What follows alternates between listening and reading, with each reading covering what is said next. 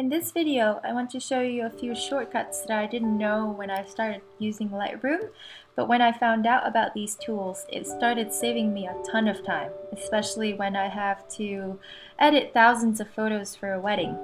So the first shortcuts that I want to show you are the letters D and G, and you use these to toggle between the Develop and Library view. For example, if you're in this library view right here and you want to bring up this photo to start editing it, you can hit the letter D to bring that window up. And then if you want to return to the library view, you can hit the letter G and it'll toggle you back to the grid view. The next shortcut that I want to show you is the cropping function, and you can use this shortcut either from the library view or develop view. So say you want to crop this particular photo here, you can click on it and hit letter R, and that will bring up the cropping tool for you to start adjusting your photo. Next up are up and down arrows.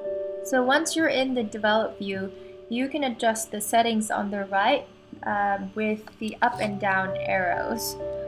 For any of these settings, the arrow keys will adjust by a variable increment.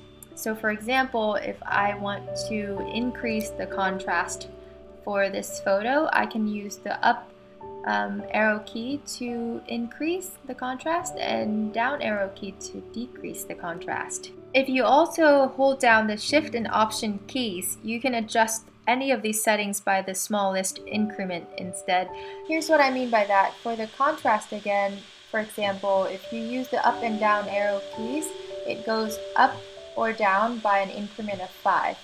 But if you hold down the Shift and Option keys, it only goes up or down by an increment of 1. And so this is a great tool if you want to fine-tune a photo. The last shortcut that I want to show you is Shift R.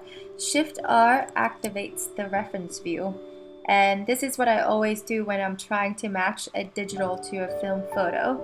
Let me give you an example. Say I want to edit this digital photo to match one of my film scans.